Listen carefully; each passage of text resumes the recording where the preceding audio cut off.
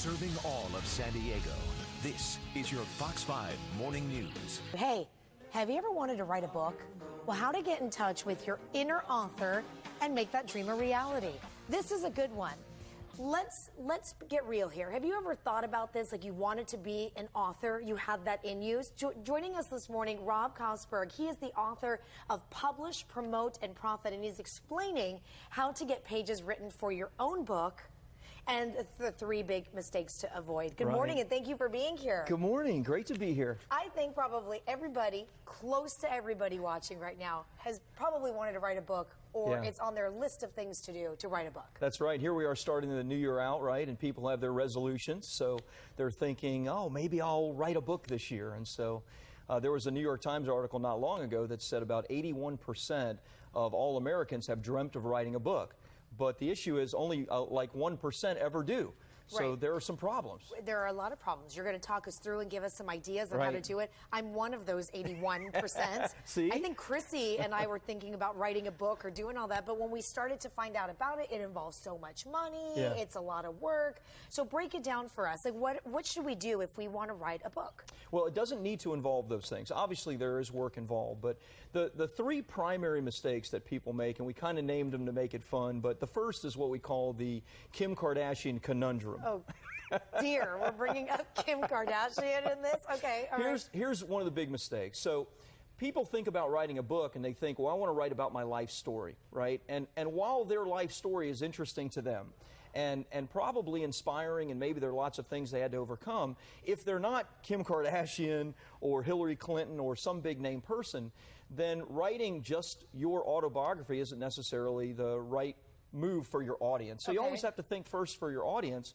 how can I take my stories and make it applicable for other people to learn from? Okay, so that's mistake number 1. That's mistake number 1. What's the second mistake? The second is what we call the Tony Robbins trouble. Okay. Tony Robbins trouble. So if you know who Tony Robbins is, he's obviously a pretty famous guy. He wrote a new book recently called Money, Master the Game.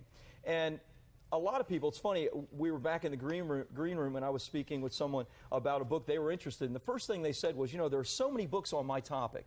And I said, that's the Tony Robbins trouble. You see, Tony wrote a book about money. Do we really need another book about money?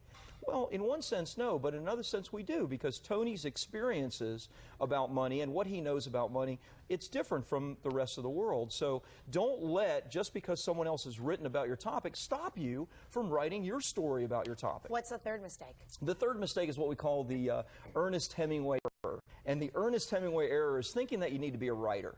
Like, you don't even really need to know how to conjugate a verb to write a book. Yeah, it's true. It's true, because there are great tools you can use, and you can pull people around you that will help to get your information out.